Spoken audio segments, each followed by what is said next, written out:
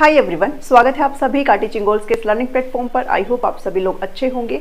HTET की series यहाँ पर चली हुई है और आज जो आपकी क्लास नंबर 1 रहने वाली है वो रीजनिंग की क्लास नंबर 1 रहने वाली है। रीजनिंग आपसे 10 नंबर का पूछा जाएगा और ये जो क्लासेस मैं आपके लिए ले रही हूँ ये आपकी पीआरटी, टीजीटी और पीजीटी सभी लेवल्स के लिए है, तो सबको ये समान रूप से देखनी है। सो मैथ्स और रीजनिंग को मैं आपके साथ ऐसे ही डिस्कस करूंगी, इसके लिए आपको कुछ भी एक्स्ट्रा करने की जरूरत नहीं है। बस आपको अपने प्रीवियस ईयर क्वेश्चंस जो आए हुए हैं बस उनको एनालाइज करना, उनको आपने अच्छे से कर लेना है। उनके साथ साथ मैं आपको जो ट्रिक्स बताते हुए चलूंगी, जो चीजें आपको समझाते हुए चलूंगी, आप उनके अपने अलग से नोट्स भी बना सकते हो ताकि आप एंड टाइम में रिवाइज कर पाए। ठीक है, चलिए मैथ्स की क्लास हो चुकी है, आप सभी ने बहुत अच्छे से उसको देखा, बहुत अच्छा उसका रेस्पॉन्स रहा। सो अब जो है आपकी आज क्लास नंबर 1 रीजनिंग की रहने वाली है और ये जो क्वेश्चंस आपके 10 क्वेश्चंस आज मैं डिस्कस करूंगी आपके सेम पेपर के हैं जो मैंने मैथ्स के डिस्कस करे हैं, जो कि पीआरटी का था 2022 का। आज वाला ये पेपर भी आपका पीआरटी का रहने वाला है 2022 का। और ऐसा नहीं है मैं टीजीटी पीजीटी को नहीं करूंगी, टीजीटी का भी और पीजीटी का भी आपके लिए जल्दी जल्दी क्लासेस लेकर के आऊंगी, रीजनिंग के भी और मैथ्स के भी। ठीक है, तो आपको बस इतना ही करना है, 10 + 10 आपके 10 नंबर मैथ्स के, 10 नंबर रीजनिंग के आपके कंफर्म यहां से हो जाएंगे।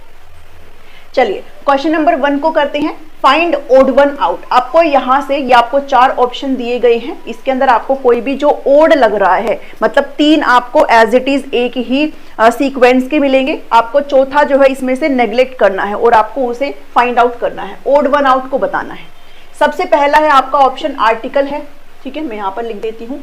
दूसरा है आपका स्टोरी, ठीक है, तीसरा है पोयम और फोर्थ कहता है नोवेल।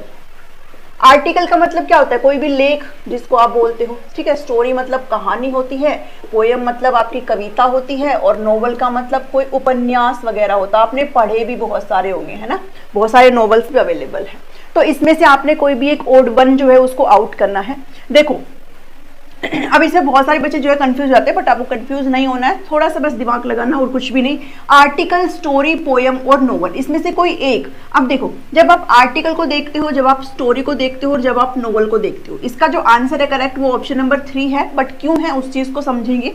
देखिए आर्टिकल मतलब कोई लेख लिखना, और जब हम लेख लिखते हैं या फिर अगर मैं कह दूं कहानी लिखते हैं और कोई उपन्यास होता है तो वो सभी बड़े मतलब ज्यादा वर्ड्स में हम लोग लिखते हैं। लेकिन जो पोयम होती है, कोई भी जो कविता होती है, वो राइम फॉर्म में होती है ना, राइम फॉर्म में होती है। और मतलब ऐसा उसको ना तो आप एक तरीके से डिस्क्रिप्शन होता है, ना ही तो उसका कोई भी फुल डिस्क्रिप्शन होता है। आपको उसे समझना पड़ता है, उसके डिस्क्रिप्शन को उसके लिखे हुए तरीके से ही समझना पड़ता है। उसमें कंप्लीट आपको ऐसे, जैसे मछली जल की रानी है ना, ऐसे बहुत सारी पोएम्स होती है जो कि आपको कई बार फंसाती भी है। तो पोएम आपका वो लेख कहानी ऐसे नहीं होता है, आपका उपन्यास। जैसे नोवेल है, नोवेल के अंदर कोई स्टोरी तो होगी, कोई स्टोरी तो होगी नोवेल के अंदर, और क्या होती है, ठीक है, तो स्टोरी तो होती है। और स्टोरी मतलब कोई भी लेख होता है। तो ये तीनों चीजें आपस में लिंक है, जबकि जो पोयम है वो आपका क्या राइम फॉर्म में होता है और आपका इतना उसको अच्छे से डिस्क्राइब भी नहीं किया जाता है। तो पोयम जो है आपका यहाँ पर ओड हो जाता है, ठीक है। इसलिए ऑप्शन जो 3 है आपका वो यहाँ पर करेक्ट हो जाएगा। ठीक है, आई होप आपको ये सारी चीजें समझ में आ रही हैं। नेक्स्ट क्वेश्चन की तरफ बढ़ते हैं। जिस क्वेश्चन में टाइम लगाना है उसमें अच्छे से लगाएंगे, जो आपको इजी तरीके से समझ में आ रहा है उसमें उतना टाइम खराब नहीं करेंगे। ठीक है, सेकंड क्वेश्चन है आपका। अब ये जो ऐसे क्वेश्चन आना आपके जो कि आपके एक तरीके से ये लेटर वगैरह होते हैं, उनमें आपको नेक्स्ट बताना होता है। ये क्वेश्चंस के आप जितनी प्रैक्टिस कर सकते हो, जैसे ये यहाँ पर है, ठीक है, इन सीरीज को आपने कंप्लीट करना है। ये सीरीज वाले क्वेश्चन होते हैं, लेटर की फॉर्म में होते हैं, डिजिट की फॉर्म में होते हैं। इन क्वेश्चंस को आपने भर भर के प्रैक्टिस करनी है, ठीक है, भर भर के। ऐसा नहीं है कि आपको कहाँ जहाँ से मिले ना वहां से आप प्लीज पक्का से प्रैक्टिस करें। प्रीवियस ईयर की प्रैक्टिस मैं करा दूंगी, इसके अलावा भी आपको यूट्यूब पर बहुत सारी क्लासेस मिल जाएंगी इनसे रिलेटेड। आप जो है उनकी प्रैक्टिस ढेर सारी करिए। इतना हाई भी नहीं आता है कि आपसे ना बने, और कई बार ये चीजें बहुत इजी भी आती है, बट कई बार आपके नंबर भी डिडक्ट यहाँ पर हो जाता है, बिकॉज एग्जाम में बैठे बैठे समझ ही नहीं आता इसमें क्या लॉजिक लगा है। तो क्वेश्चन नंबर 2 की तरफ बढ़ते हैं। आपको यहाँ पर नेक्स्ट सीरीज लिखनी है, क्या आएगी देखो, KTE। यहां से मैं आपको थोड़ा सा चीजें भी एक्सप्लेन करूंगी कि हम ऐसे क्यों बोल रहे हैं।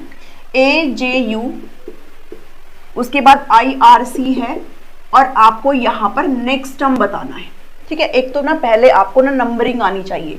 आपके अल्फाबेट 26 होते हैं और इन सभी 26 अल्फाबेट की नंबरिंग आपको आनी चाहिए है एक शॉर्ट फॉर्म में। अब आप अपने पेपर में कई बार आपने देखा होगा ऐसे बच्चे लिख लेते हैं बिल्कुल एंड में ABCDE 1 2 3 4 5। अगर आप ऐसे नहीं करना चाहते हैं, अगर आप इनको अच्छे से बनाना चाहते हैं, तो फिर आप क्या करिए, आपको मैं एक छोटा सा बता देती हूँ, आपने शायद पढ़ भी रखा हो ये कफिलोरक्स, ठीक है, आप इससे नंबरिंग कर सकते हो।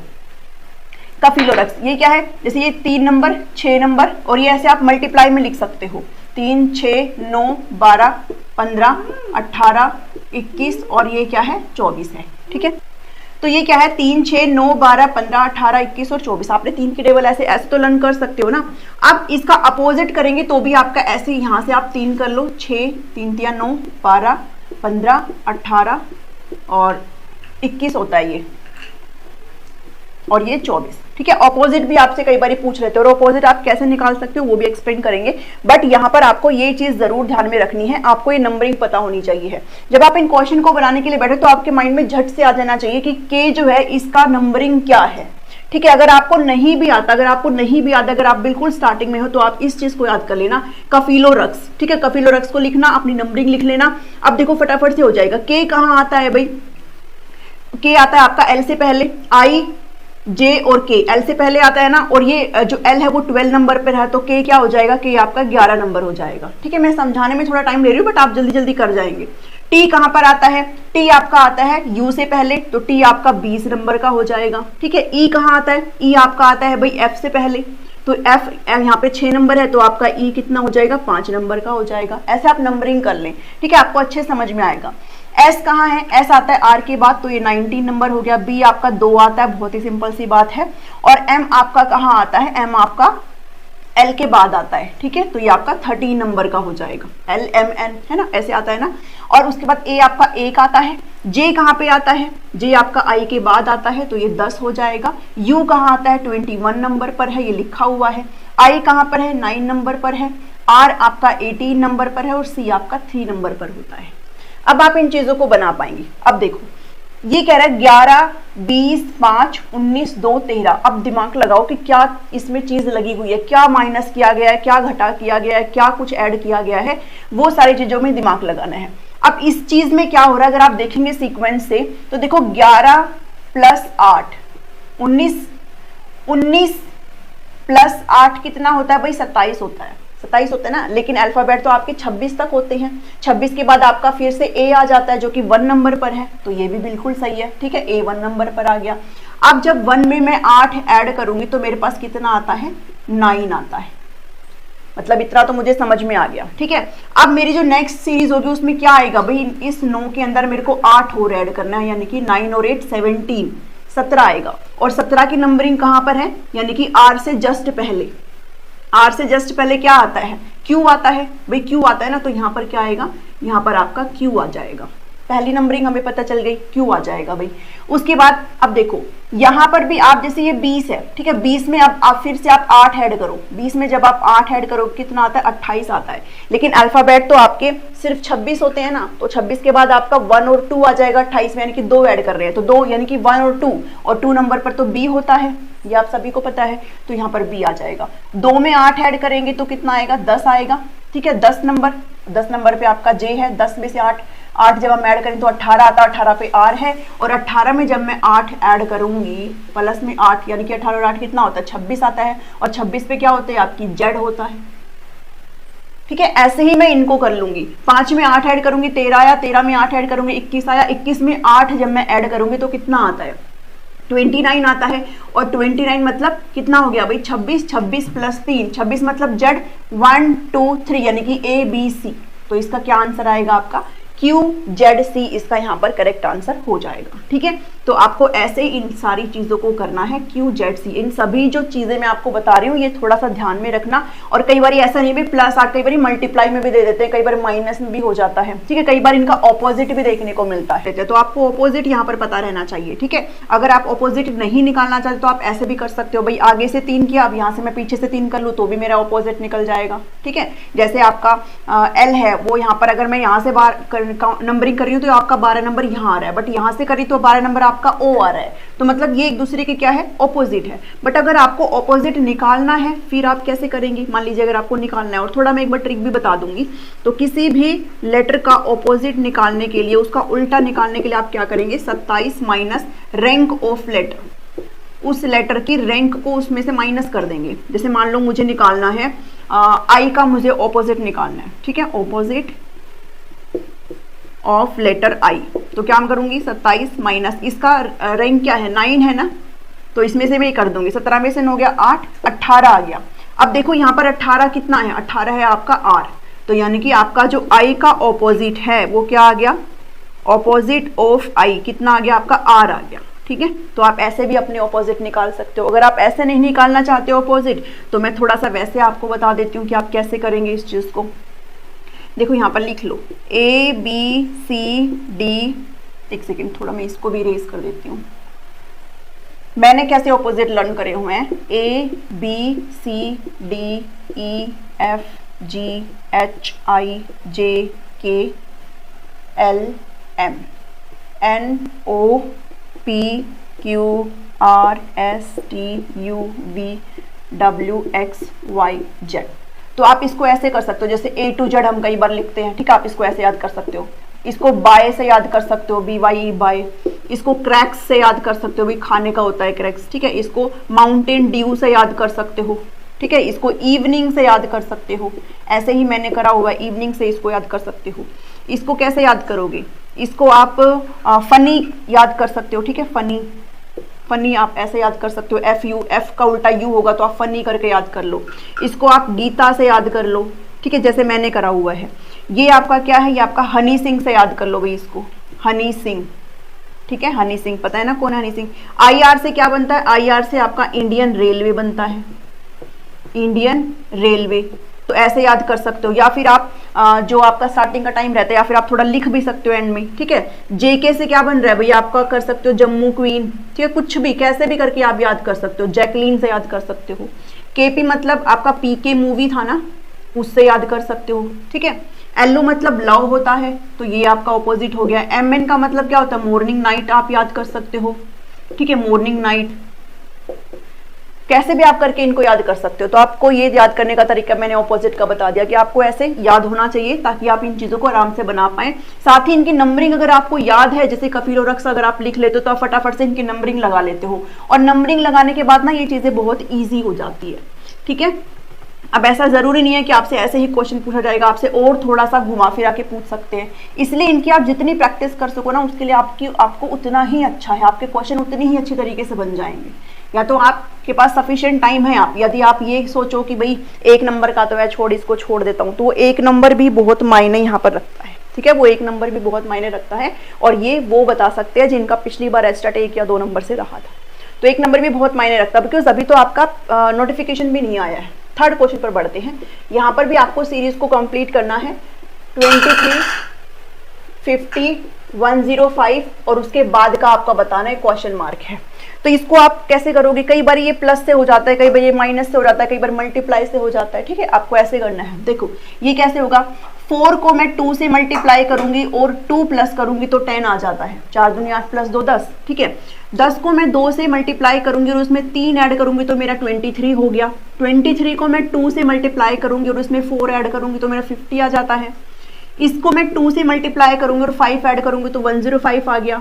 यानी कि मैं इस सीरीज को 2 से मल्टीप्लाई करूँ और 6 ऐड करूँ तो मेरी नेक्स्ट टर्म आ जाएगी भाई 2 3 4 5, यहाँ 6 प्लस करेंगे, करो इसको, 2 5 जा 10, 1 और 210 प्लस 6 कितना आ गया 216। तो हमारी नेक्स्ट टर्म क्या हुई है, नेक्स्ट टाइम हो जाएगी हमारी 216, ठीक है। आंसर बहुत जल्दी आप चुटकियों में इन क्वेश्चंस को बना सकते हो। कई बहुत इजी भी पूछे जाते हैं, बट इसका मतलब ये नहीं है आप इनको बिल्कुल ही अंडर एस्टिमेट कर देंगे। क्वेश्चंस आप जितनी प्रैक्टिस करेंगे आपके सवाल उतने ही जल्दी जल्दी बन जाएंगे। नेक्स्ट क्वेश्चन देखो, बहुत इजी, इससे कोई आसान क्वेश्चन नहीं होगा। ये देखो P कह रहा है P इज टोलर देन Q। आप सिंपली लिखते जाओ, जो ये बोल रहे हैं ना आप सिंपली बस लिखते जाओ, अपने आप बन जाएगा। P जो है Q से बड़ा है, ठीक है, तो P को ऊपर लिखो, Q को छोटा लिख दो। R is shorter than P, R जो है P से छोटा है, यानी कि जो आपका R है वो कहीं नीचे आएगा। ये नहीं बताया भाई Q से छोटा है या फिर Q से बड़ा है, वो नहीं बताया, बट फिलहाल मैं यहाँ पर लिख लेती हूँ। एक केस मेरा ये हो गया, दूसरा केस मेरा ये हो गया। उसके बाद S जो है वो टोलर देन T है, यानी कि S जो है वो T से तो बड़ा है बट शॉर्टर देन Q से छोटा है, तो मैंने बीच में लिख दिया इसको, ठीक है। तीसरी टर्म ये होगी, मैंने इसको बीच में लिख दिया। अब कह रहा है आपको टोलेस्ट बताना है, इसमें से कौन बड़ा है। अब देखो P से छोटा है आपका R, ठीक है, तो ये R कहीं यहाँ पर मैं लिख देती हूँ। मान लो भाई मुझे ये नहीं पता भाई Q से बड़ा है कि Q से छोटा है, ये नहीं पता, तो मैं यहाँ इसके नीचे लिख देती हूँ, ठीक है, बराबर में लिख देती हूँ। अब ये कह रहा है कि जो आपका S है, Q जो है वो S और T से बड़ा है, तो Q यहाँ पे है मेरा, तो S और T इसके कहीं नीचे ही आएगा, इसके कहीं नीचे ही आएगा। बाकी सब चीज हो गई है, अब इसको हटा दो। अब देखो सबसे ऊपर तो आपका P ही है ना, और ये कहां पर इनकी कौन सी नंबरिंग है डजंट मैटर, बिकॉज हमसे क्या पूछा, हमसे टॉलेस्ट पूछा है, सबसे बड़ा पूछा है, तो सबसे बड़ा हमारा P निकल के आ गया। P क्या है, टॉलेस्ट है, ठीक है। आप इनको ऐसे टुकड़ों में देख करके करो और फिर एंड में आपको रिजल्ट मिल जाता है, ठीक है। बहुत ईजी क्वेश्चन है ये, P आपका टॉलेस्ट निकल आया। नेक्स्ट क्वेश्चन है आपका, ये फिर से आपका सीरीज का आ गया, AZ GT MN SH और नेक्स्ट टर्म बतानी है। अभी जस्ट मैंने आपको एक चीज बताई है ऑपोजिट नंबर वाली, और देखो ऑपोजिट का ये सवाल आया है। A to Z Geeta, morning night और हनी सिंह, ऑपोजिट आया ना, तो मतलब ये भी आपका कौन सा होगा, ये भी आपका कोई ऑपोजिट टर्म ही होगा, ठीक है, ऑपोजिट टर्म ही होगा। बट कौन सा होगा, कौन सा होगा ये नहीं पता। अब A की नंबरिंग क्या है आपकी, A की नंबरिंग होती है 1, ठीक है, A की नंबरिंग 1 होती है। कफिलोरक्स लिख लो यहाँ पर, अगर याद नहीं है तो, याद है तो आप चुटकियों में लिख लेंगे। 3, 6, 9, 12, 15, 18, 21 और 24। A की नंबरिंग 1, Z की नंबरिंग कितनी होती है, 26 होती है। G की नंबरिंग क्या आएगी, GHIFG यानी कि 7 आता है ये, ठीक है। और उसके बाद T की नंबरिंग क्या है आपकी, T की नंबरिंग आपकी हो जाती RST यानी कि 20 हो गया, ठीक है, 20 हो गया। उसके बाद M की नंबरिंग देखो, M की नंबरिंग कितनी है, 13 होती है, ठीक है। और S की नंबरिंग कितनी होती है, 19 होती है, ठीक है, ये आपको पता है ना सभी को। उसके बाद आपकी N की नंबरिंग क्या है, NO यानी कि ये 14 है, ठीक है। और H की नंबरिंग क्या होती है, FGH यानी कि ये 8 है। अब बताओ नेक्स्ट टर्म क्या आएगा, ये तो मुझे करने की जरूरत नहीं थी दूसरे वाला, बिकॉज ऑपोजिट है तो दोनों की करने की जरूरत नहीं थी, एक से भी हो जाता। देखो 1 और 7, 1 + 6 हो रहा है, 7 + 6 13 हो रही है, 13 में 6 ऐड करेंगे 19 हो रहा है, तो 19 में जब हम 6 ऐड करेंगे तो कितना आएगा, 25 आएगा ना, है ना। देखो 1 + 6 7 हो गया, 7 + 6 13 जो कि M है, और 13 + 6 S हो गया जो कि 19 टर्म पर बैठा है, 19 नंबरिंग लेकर के जाता है। और 19 + 6 कितना होता है भाई, 25 होता है। और 25 देखो यहाँ पर क्या होता है, 25 क्या होता है, Y और Z ये 25 नंबर, ठीक है। तो यहाँ पर क्या आएगा, Y आएगा। और Y का ऑपोजिट क्या होता है, Y का ऑपोजिट होता है B, Y का ऑपोजिट क्या होता है, B होता है, बाय, है ना, बाय मैंने लिखवाया था ना। तो ये बहुत इजी है, तो आपका Y भी इसमें करेक्ट आंसर हो जाएगा, ठीक है। आपको ऐसे ऑपोजिट में पूछ लेते हैं कई बार, तो नंबरिंग बहुत मस्ट है, इन नंबरिंग को जरूर ध्यान में रखना, ठीक है। 5 क्वेश्चन हो गए हैं यहाँ पर। ये नेक्स्ट 5 क्वेश्चन को फटाफट से देख लेते हैं। क्वेश्चन नंबर 6 है यहाँ पर, कि यहाँ पर लिखा है मैंने क्वेश्चन नंबर 6, ये अगेन फिर से आपका उसी सीक्वेंस में है, कोडेड फॉर्म में है, कि आपका ये एक वर्ड है CERTAIN सर्टेन, इसको कोड किया गया है, ठीक है, ये आपको कोडेड यहाँ पर किया गया है इसके अंदर, फिर सीक्वेंस को कोडेड किया गया यहाँ पर। उसके बाद आपको MUNDANE को हम कैसे कोड करेंगे on behalf of these two, कि यहाँ पर जो लॉजिक इन्होंने यहाँ पर लगाया वही लॉजिक आप यहाँ पर लगाएंगे और अपना आंसर को चेक करेंगे।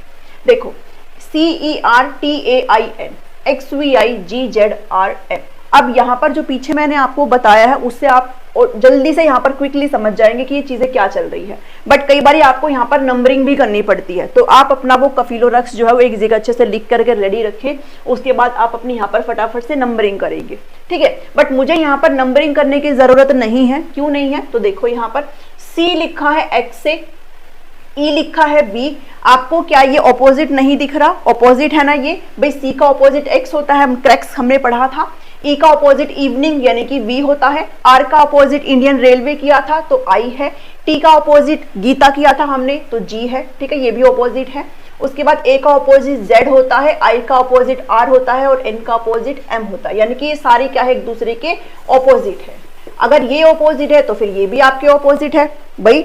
हनी सिंह, ठीक है, HS, उसके बाद इवनिंग, उसके बाद जम्मू क्यूइन मैंने बताया था, या फिर जैकलिन आप कर सकते हो। उसके बाद U और F हो गया, ठीक है। फनी, E का V इवनिंग हो गया, N का M अपोजिट है, C का X क्रैक्स हो गया और E का V इवनिंग हो गया। तो हमें इसका भी ऑपोजिट ही लिखना है, तो बताओ m का अपोजिट क्या होता है, मंडे नाइट मैंने बताया था mn होता है। u का अपोजिट फनी मैंने बताया था, u का अपोजिट f होता है, इसका फिर से m ही आ जाएगा।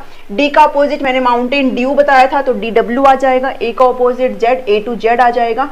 m का अपोजिट n होता है, सीधी सी बात है, और e का अपोजिट v होता है।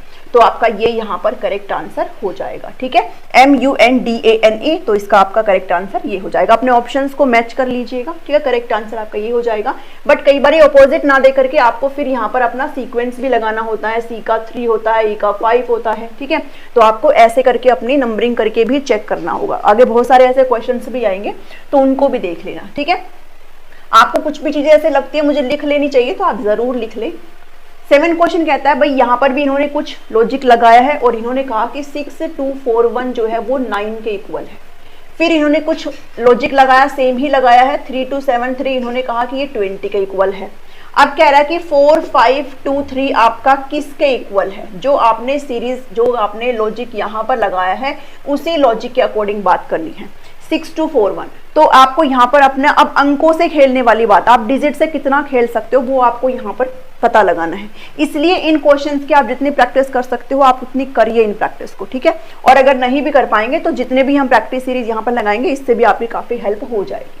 देखो 6241, अब अगर मैं प्लस भी करूँ तो 6 और 7 8 होते, 8 और 4 12 होते और एक 13 यानी कि 13 को मैं किसी भी फॉर्म में 9 नहीं लिख सकती, तो प्लस तो यहाँ पर नहीं हो रहा है।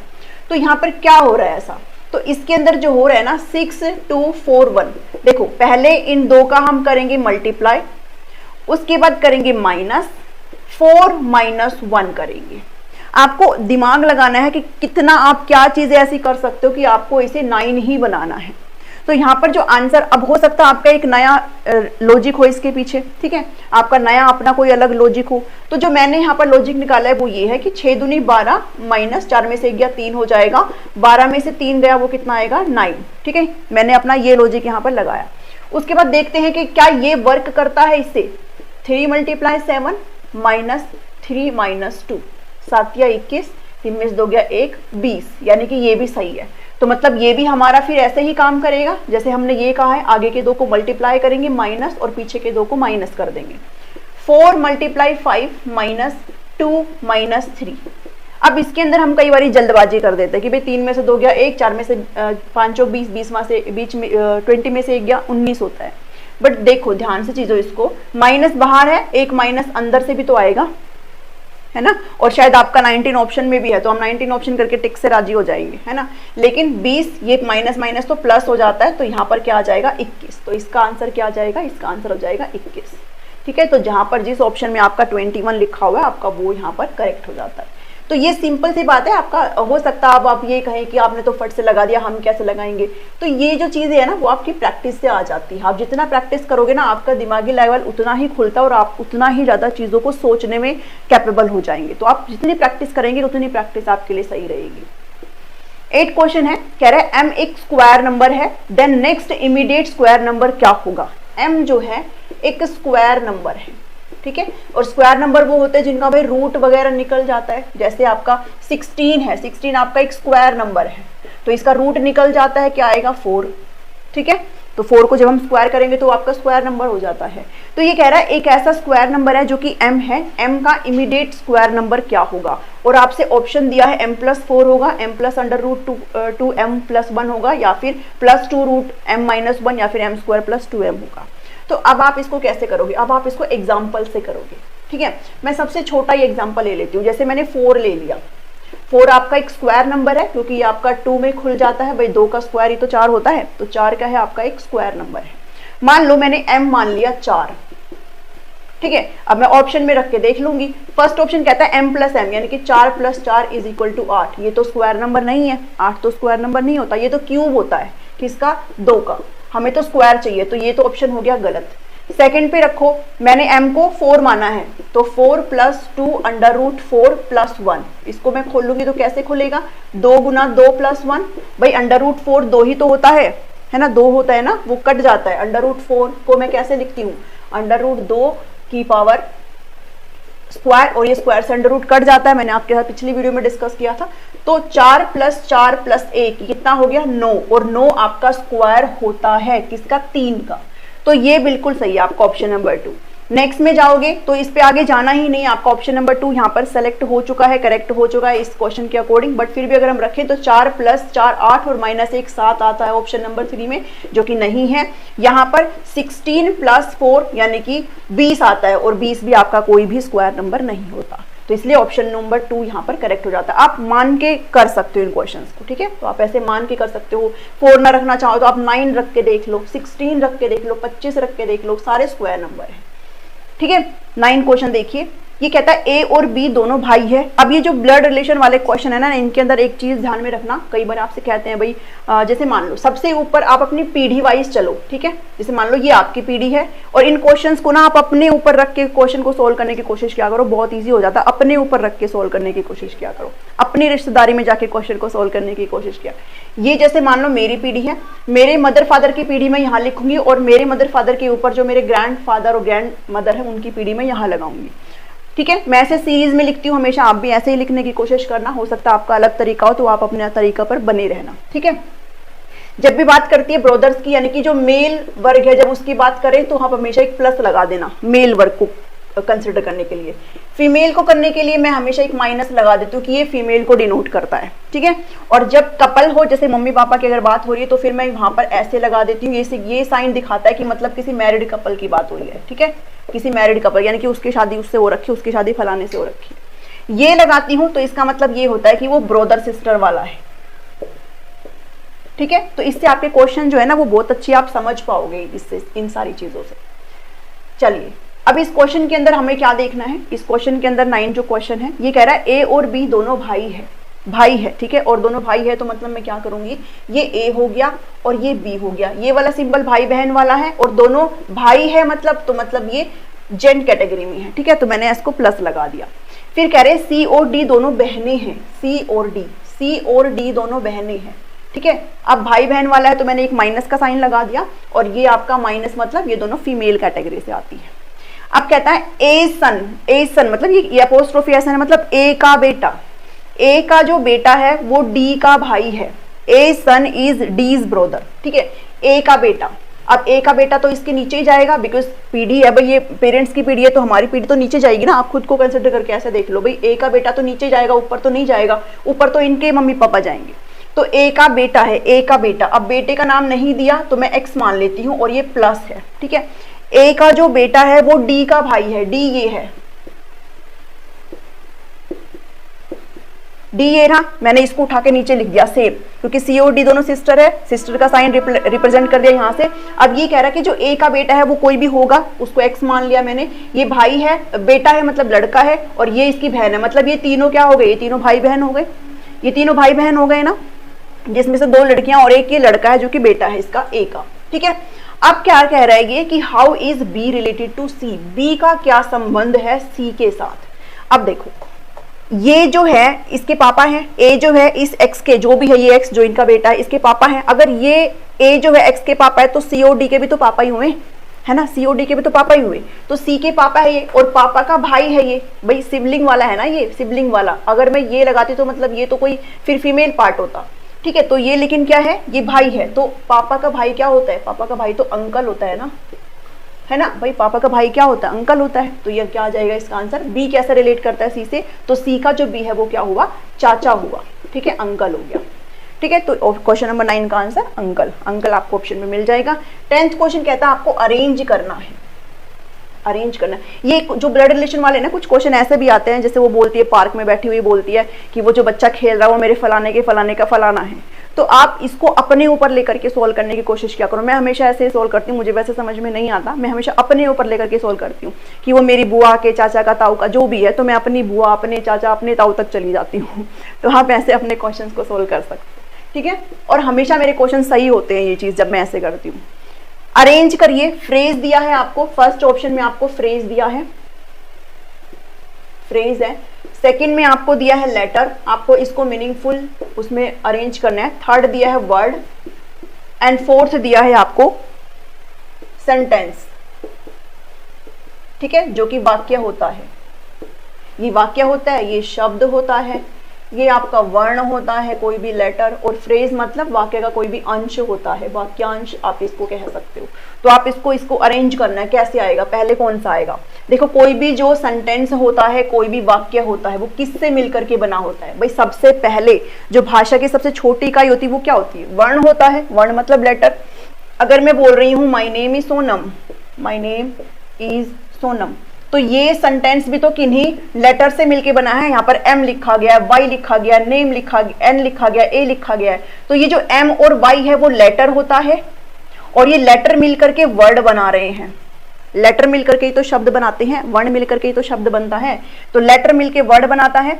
वर्ड के बाद क्या बनते हैं, वाक्य के अंश यानी कि फ्रेज आते हैं, और फ्रेज जो है वो फिर आपका कंप्लीट सेंटेंस बनाता है।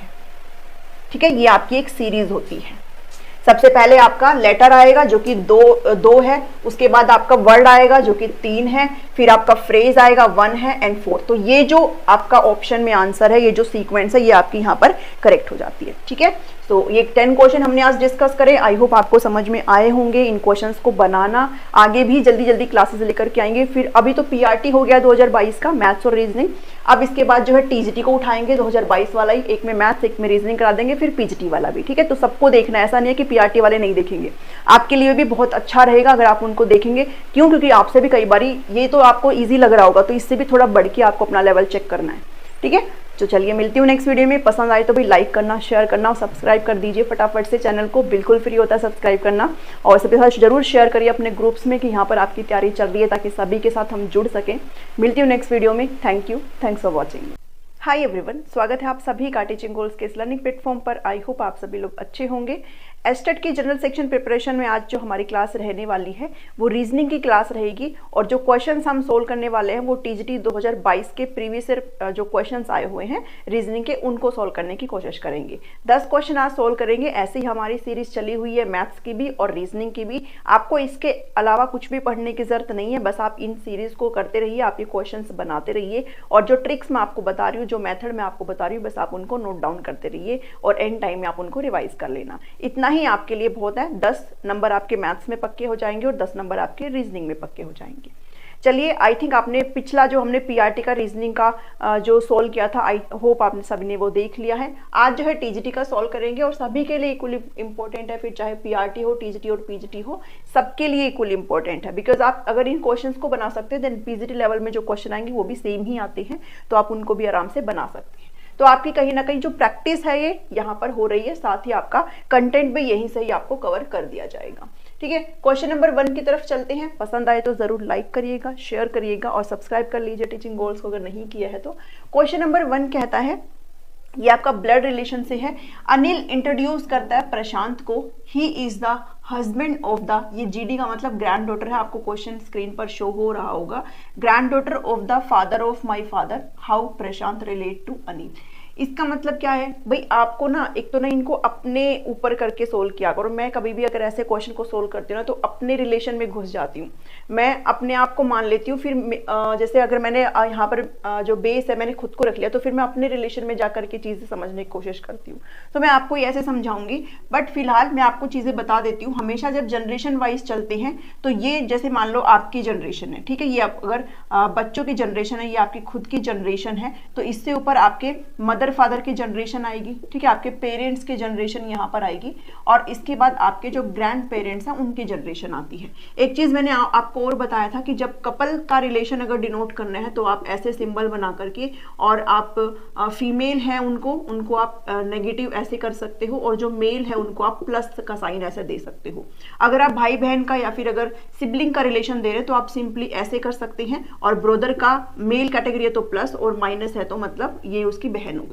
अगर ये एरो वाला और ऐसे आपका एरो वाला है, तो मतलब ये मैरिड कपल का जो है रिलेशन बता रहा है, और ये अगर सिंपल एक डॉट है तो इसका मतलब ये क्या है, ये भाई बहन वाला रिलेशन बता रहा है। तो आप इस चीज को ध्यान में रखना। अगर आप मेरे अकॉर्डिंग चल रहे हैं, अगर आपके खुद के कोई नोशंस है तो आप उनको भी लेकर के चल सकते हो, इतनी कोई बड़ी बात है नहीं। अब देखो, ये कह रहा है अनिल ने प्रशांत को इंट्रोड्यूस कराया है, और लास्ट में भी पूछा जा रहा है कि आप जो प्रशांत अनिल से कैसे होगा। तो अनिल प्रशांत को इंट्रोड्यूस कराते हुए कहता है कि जो प्रशांत है, ही मतलब प्रशांत, वो husband of the grand daughter of the father of my father. ठीक है, मान लो अनिल मैं हूं, ठीक है, मैंने यहाँ पर मान लिया अनिल मैं हूं, तो ये हो गया कहीं पर अनिल, और अनिल है मेल, तो मैं यहाँ पर एक प्लस का साइन बनाऊंगी। अब अनिल कह रहा है कि मेरे फादर के फादर, यानी कि अनिल के फादर ऊपर ही जाएंगे, ठीक है, मतलब ऊपर लेवल पर जाएंगे। अनिल के फादर यहाँ पर, अब फादर नहीं कुछ भी नाम वगैरह नहीं तो मैं एफ से डिनोट करूंगी और प्लस मार्क यहाँ पर कर दूंगी क्योंकि ये मेल कैटेगरी से आते हैं। अब कह रहे हैं मेरे फादर के फादर, मेरे फादर के फादर तो मतलब इनके ग्रैंडफादर हो गए, ठीक है, इनके ग्रैंडफादर हो गए। यहाँ पर ये कह रहे हैं कि वो जो है प्रशांत है husband of the grand daughter of the father of my father, यानी कि मेरे फादर के जो फादर है इसकी इनकी ग्रैंड डॉटर है। भाई अनिल भी तो ग्रैंड सन हो गया ना, अनिल भी तो ग्रैंड सन हो गया, तो अगर ये ग्रैंड सन है और कह रहा है कि जो प्रशांत है वो ग्रैंड डॉटर है, कि इनका इनके ये दादाजी लगे इनके, है ना, भाई ग्रैंडफादर लगे ना अनिल के, तो कहीं ना कहीं जो ग्रैंड डॉटर है वो इसकी बहन हुई अनिल की। ये अगर ग्रैंड डॉटर है, मैं यहाँ पर माइनस से इसको फीमेल कैटेगरी को डिनोट कर रही हूँ, तो ये इसकी बहन हो गई, अनिल की बहन ही तो हो गई, क्योंकि अनिल कह रहा है कि मेरे फादर की ग्रैंड डॉटर, तो अनिल के यानी कि अनिल मैं हूं, तो मेरे फादर के फादर यानी कि ये मेरे पिताजी की जनरेशन और ये मेरे जो दादा दादी है उनकी जनरेशन की बात करें तो मेरे दादा की पोती है वो, ठीक है, तो पोती है तो मेरी भी तो बहन ही हो गई, ठीक है, मेरी भी तो बहन हो गई, तो ये प्लस मतलब ये भाई और ये माइनस मतलब ये बहन है। तो इसके हस्बैंड, और हस्बैंड को डिनोट मतलब कपल को डिनोट करते वक्त हम क्या लिखते हैं, हम ऐसा सिंबल बनाते हैं, ठीक है, ये है इसका हस्बैंड। तो कह रहा है कि अनिल जो है प्रशांत से कैसे रिलेट करता है, जो प्रशांत है इसको हमेशा उल्टा नहीं पढ़ना है, प्रशांत कैसे अनिल से रिलेट करता है, तो ये है प्रशांत जो कि हस्बैंड है किसका, ग्रैंड डॉटर का, ठीक है, और ये ग्रैंड डॉटर तो मतलब ये मेरी बहन ही है, अनिल की तो बहन हो गई, तो बहन का जो हस्बैंड है वो कौन हो जाता है, बहन का हस्बैंड जीजा हो जाता है, ठीक है, बहन का हस्बैंड कौन हो जाता है, जीजा हो जाता है। तो आपसे पूछा गया है प्रशांत कैसे अनिल से रिलेट करता है, तो प्रशांत क्या लगा अनिल का, प्रशांत लगा ब्रदर इन लॉ, ठीक है, ब्रदर इन लॉ, और हिंदी में क्या लगा, जीजा लगा किसका, अनिल का, ठीक है। आई होप आपको ऐसे चीजें समझ में आ रही हैं। ये कह रहा है कि मेरे फादर के फादर यानी कि अनिल के फादर की फादर तो ग्रैंडफादर हो गए, इनकी जो पोती होगी वो इसकी बहन ही तो होगी, ठीक है, इसकी बहन है, और इसके हस्बैंड कौन है, इसके हस्बैंड इसके जीजा हो गए, ठीक है। तो क्वेश्चन नंबर 1 हमने ऐसे सोल्व कर लिया। आई होप आपको समझ में आ रहा है। आप ऐसे ही रिलेशन को बना करके आराम से चीजों को सोल्व कर सकते हो, अपने ऊपर इन चीजों को रख के सोल्व कर सकते हो, ठीक है, खुद को बेस मान लिया करो और फिर अपने रिश्तेदारी में चले जाया करो, फिर आपको चीजें समझ में आ जाएगी, ठीक है। सेकंड क्वेश्चन कह रहा है कि अर्थ जो है वो रिलेट करती है एक्सिस से। एक्सिस का मतलब क्या होता है, धुरी होती है। भाई हमारी जो पृथ्वी है वो अपनी धुरी पर घूम रही है, ये सबको पता है ना, अपनी धुरी पर घूमती रहती है पृथ्वी, अब चक्कर लगाती रहती है, ठीक है। ऐसे ही जो व्हील है वो किससे रिलेट करता है, टायर से रिलेट करेगा, कार से रिलेट करेगा, रोड से, या फिर हब से। हब का मतलब होता है धुरी, और बाकी इनके आपको मतलब पता ही होंगे। टायर मतलब टायर होते हैं गाड़ी के, कार मतलब कोई भी कार लगा लो, रोड मतलब सड़क होता है। तो जैसे अर्थ एक्सिस से रिलेट करता है वैसे व्हील किससे रिलेट करेगा, तो जैसे अर्थ अपना एक एक्सिस पे ऐसे चक्कर लगा रही है, धुरी पे चक्कर लगा रही है, ऐसे जो व्हील है वो भी तो अपने एक एक्सिस पर मूव करते रहते हैं ना।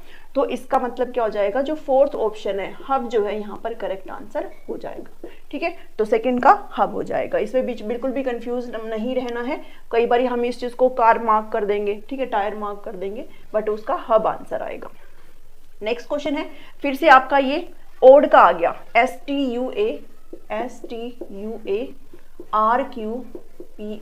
यहाँ पर आपको एक ओड वन निकालना है, मतलब बाकी में तो सेम कोई लॉजिक लग रहा है और एक में कोई सेम लॉजिक नहीं लग रहा है। तो HGFA, अब इसमें से ओड कौन सा है आपने ये निकालना है। अब इसमें आपको नंबरिंग करने की जरूरत नहीं है, क्यों नहीं है, देखो सब में ए तो है ही, ये भी ए है, ये भी ए है, ये भी ए, तो इसको तुम छोड़ देंगे। बाकी देखो क्या कह रहा है, STURQP। जब आप ABCD पढ़ते हो तो आपको पता है ना भाई, S के बाद तो T ही आता है और T के बाद आपका U ही आता है, तो मतलब ये क्या है, आपका इंक्रीजिंग ऑर्डर में है। लेकिन अगर मैं यहाँ पर देखूं तो ये आपका क्या है, ये आपका डिक्रीजिंग ऑर्डर में है, बिकॉज RQP नहीं होता, PQR होता है। तो ये आपका ऐसे चल रहा है, एक एक इंक्रीज करके। KLM ये भी आपका ऐसे चल रहा है, K फिर उसके बाद L आता है, फिर M आता है, और ये भी आपका इंक्रीजिंग ऑर्डर में चल रहा है, ठीक है। ये आपका डिक्रीजिंग में चल रहा है, सॉरी ये आपका डिक्रीजिंग चल रहा है। FGH, भाई FGH ही तो होता है, HGF नहीं होता। तो ये आपकी जो ABCD है वो ऐसे चल रही है सारी, जबकि ये आपकी उल्टी चल रही है, ठीक है, STU। तो ये वन आपका कौन सा है, ये आपका ओड वन है।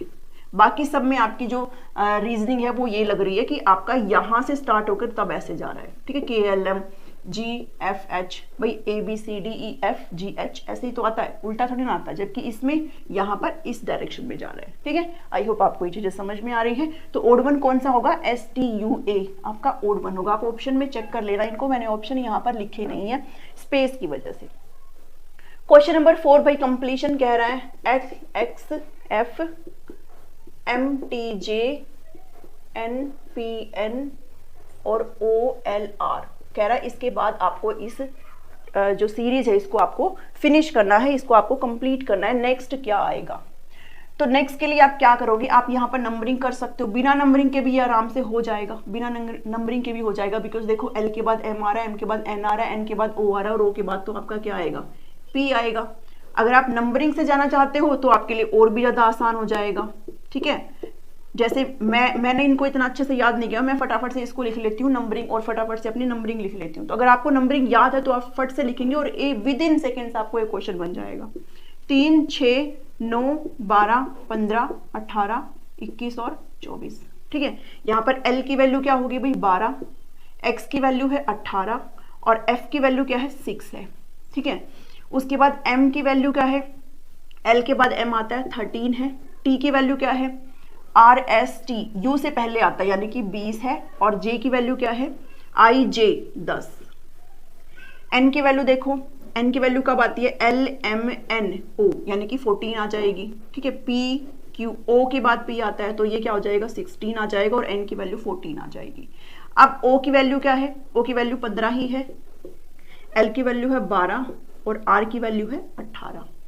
अब देखो फटाफट से देखो 12, 13, 14, 15 तो यहाँ पर 16 आ जाएगा और 16 क्या है आपका भाई 15 OP आ जाएगा, ठीक है। तो P आपका 16 आ गया।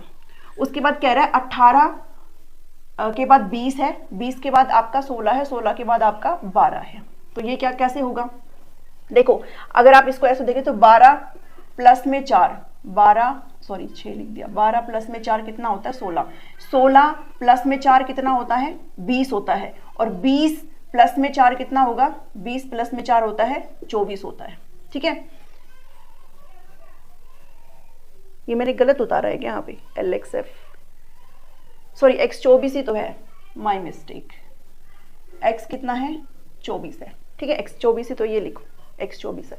चलो उसके बाद ये 24 हो गया यानी कि 4 ऐसे इंक्रीज करते आऊंगी। तो अगर यहाँ पर मेरा ये 12 है तो मैं किस में 4 ऐड करूं कि मेरा 12 आ जाए, तो यहाँ पर मैं यहाँ पर 8 होगा, 8 नंबरिंग 8 में जब 4 करूंगी तो यहाँ पर मेरा 12 आएगा ना, 8 में 4। अब देखो 8 कहाँ पर है, 8 आपका I से पहले क्या आता है, I से पहले आपका H आता है, ठीक है। तो यहाँ पर क्या आएगा H आ जाएगा। अभी समझे यहाँ से भाई, पहले मैंने यहाँ पर गलती से लिख दिया था, उस चीज को इग्नोर करना। देखो H है आपका 8 नंबरिंग का, 8 प्लस 4 12, 12 प्लस 4 16, 16 प्लस 4 20, 20 प्लस 4 24। तो ये आपका ये 4 का चल रहा है। अब एंड में क्या आएगा, उसके बाद कह रहा है 6 प्लस 4 10 है, 10 प्लस 4 14 है, 14 प्लस 4 18, 18 प्लस 4 कितना आता है 22 आता है और 22 की नंबरिंग कौन सी है V है। तो PHV आपका यहाँ पर करेक्ट आंसर हो जाएगा, ठीक है। विद इन सेकेंड्स आप इन क्वेश्चंस को बना सकते हो। इसके अलावा अगर आप नंबरिंग में नहीं लिखना चाहते तो भी आप आराम से देख सकते हो, ठीक है। तो भी आप आराम से डिक्रीजिंग ऑर्डर में ABCD देख सकते हो, इंक्रीजिंग ऑर्डर में ABCD आराम से देख सकते हो। बट जब नंबरिंग हमें पता होती है तो चीजें और भी ज्यादा आसान हो जाती है। तो आप नंबरिंग लगाने की यहाँ पर जरूर कोशिश किया करो, ठीक है। चलो नेक्स्ट पे चलते हैं, PHV इसका आंसर हो गया। नेक्स्ट पे चलते हैं भाई, इन क्वेश्चंस को ना खुद से भी बना के देखा करो, है ना, सिर्फ वीडियो से नहीं, खुद से भी बना के देखा करो। 786 कह रहा है स्टडी वेरी हार्ड, 786 क्या कह रहा है स्टडी वेरी हार्ड है, स्टडी, ऐसे क्वेश्चन बहुत आते हैं स्टडी वेरी हार्ड और ये बहुत इजी होते हैं। 958 ये कह रहा है हार्ड वर्क पेज। उसके बाद 645 कह रहा है study and work, study and work. तो आपको वेरी का कोड बताना है, हाँ कोड ऑफ वेरी पूछा है। देखो स्टडी वेरी हार्ड और स्टडी एंड वर्क, तो यहाँ पर आपके कौन से दो कॉमन है, आपका ओनली स्टडी कॉमन है। अगर फर्स्ट और लास्ट में देखूं स्टडी कॉमन है, मतलब कोई एक डिजिट आपकी सेम मिलेगी, तो डिजिट आपकी 6 है, यहाँ पे भी 6, यहाँ पे भी 6, तो स्टडी का जो कोड आ गया वो आपका 6 हो गया। उसके बाद स्टडी वेरी हार्ड, स्टडी तो निकाल दो, ठीक है, स्टडी तो आपका ऑप्शन में जो 6 कोड है उसको तो एलिमिनेट ही कर दो। उसके बाद स्टडी वेरी हार्ड और हार्ड वर्क पेज, इन दोनों में भी आपका हार्ड जो है वो सेम है, इन दोनों में, यानी कि एक डिजिट आपका सेम मिलेगा, बाकी दोनों डिफरेंट है, ये वर्क पेज है, ये स्टडी वेरी है, यानी बाकी दोनों डिजिट डिफरेंट मिलेंगे। 8 इसमें भी 8 इसमें भी है, तो आपका जो हार्ड है उसका कोड हो गया 8, और हमसे वेरी का पूछा है, भाई स्टडी का हो गया 6, इसका हो गया 8, बचा मेरे पास 7, तो वेरी का कोड क्या हो गया, वेरी का कोड हो गया 7, आंसर। ठीक है, बहुत इजी क्वेश्चन होते हैं, ये बन जाते हैं आराम से, एक तो क्वेश्चन में फंसते हैं, बाकी क्वेश्चन आप बहुत ही इजी होते हैं, आराम से उनको बना सकते हो। नेक्स्ट क्वेश्चन कह रहा है 2, 7, 24, 7, 7, 2, 3, 8, आपको नेक्स्ट सीरीज लिखनी है, क्या आएगी। ठीक है, चलो लिखो नेक्स्ट सीरीज कैसे लिखेंगे। देखो ऐसे जब कई बार आपको ज्यादा इंक्रीजिंग ऑर्डर में मिले ना, तो आप मल्टीप्लाई करके किया करो। ठीक है, अगर आपको कम इंक्रीज में हो रहा है तो मतलब कहीं ना कहीं फिर आप प्लस से कर सकते हो। ठीक है, अगर डिक्रीजिंग में है तो फिर आप माइनस करके देख सकते हो। लेकिन आप देखो पहले 2 है, फिर 7 है, 7 से 24, 24 से सीधा 77 हो गया, और 77 से सीधा 238 हो गया। तो आप यहाँ पर मल्टीप्लीकेशन सीरीज का इस्तेमाल करेंगे, मल्टीप्लाई करके लगाने की कोशिश करो। अब देखो मैं यहाँ पर अगर 3 से मल्टीप्लाई करती हूँ, 2 3 जा 6 प्लस 1 तो मेरे पास 7 आ जाता है, 7 3 जा 21 प्लस 3 तो मेरे पास 24 आ जाएगा। इसको मैं 3 करूंगी और 1 के बाद 3 है, तो यहाँ पर पक्का से 5 होना चाहिए प्लस करके देखो, 24 दिया 72 होता है, और 72 प्लस 5 आपके 77 ही होते हैं। ठीक है, तो इसको अब मुझे पता चल गया मेरी क्या सीरीज चल रही है, मल्टीप्लाई 3 और आपका ओड में चल रहा है 1 3 5, तो अगला मेरा मल्टीप्लाई 3 प्लस 7 होगा, और इससे अगला मेरा क्या होगा, मल्टीप्लाई 3 प्लस 9 होगा। तो मैं इसके अंदर ना जाकर के इसके अंदर सीधा इसे ऐड करूंगी, तो 2 3 8 को जब मैं 3 से करूंगी, 3 8 24, 4 3 3 9 10 11 3 6 714 प्लस 9 723, तो मेरी नेक्स्ट सीरीज क्या आ जाएगी 7 2 3। ठीक है, तो आप इन सीरीज को ऐसे कर सकते हो, मल्टीप्लाई में करने की कोशिश किया करो जब आपका ज्यादा इंक्रीजमेंट हो रहा है तो। ठीक है, तो आप इसको मल्टीप्लाई में ऐसे करके देख सकते हो। नेक्स्ट सीरीज, नेक्स्ट क्वेश्चन करते हैं, 723 इसका करेक्ट आंसर हो जाएगा। यहां से हमने 6 क्वेश्चन कर लिए हैं, अब फटाफट से अपने नेक्स्ट 4 क्वेश्चंस को भी कर लेते हैं। रीजनिंग की इस क्लास का जो नेक्स्ट क्वेश्चन है वो क्वेश्चन नंबर 7 है। ये आपका डायरेक्शन का क्वेश्चन है, इसमें काफी कंफ्यूजन होती है, तो इस चीज को सोल्व करने की कोशिश करेंगे। ए जो है वो 40 मीटर साउथ वेस्ट है बी से। इसको पहले आप डायरेक्शन को समझो, डायरेक्शन हम कैसे करते हैं। अगर ये आपका ईस्ट है, वेस्ट है, ईस्ट वेस्ट नॉर्थ और साउथ। ठीक है, नॉर्थ आपका हमेशा एंटी क्लॉकवाइज आता है, तो east west north and south आप ऐसे करेंगे। उसके बाद यहाँ पर ये डायरेक्टली इन मेन डायरेक्शंस की बात नहीं कर रहा, कह रहा है साउथ वेस्ट, तो साउथ वेस्ट आपका ये होगा साउथ वेस्ट। अगर नॉर्थ वेस्ट बात करें तो नॉर्थ वेस्ट आपका ये होगा। ठीक है, ये आपका साउथ वेस्ट, ये आपका नॉर्थ वेस्ट, और ये नॉर्थ ईस्ट होगा, और ये क्या होगा, ये साउथ ईस्ट होगा।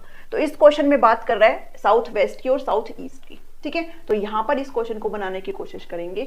ये कह रहा है कि जो ए है वो 40 मीटर साउथ वेस्ट है बी से। मैं अगर बी को यहां पर मान लेती हूं, बी अगर यहां पर है तो बी जो है साउथ वेस्ट है, ए जो है वो बी से 40 मीटर साउथ वेस्ट इधर है, तो ये लगा लो कि आप साउथ वेस्ट इधर है। ठीक है, 40 मीटर, ये आपका ए बैठ गया।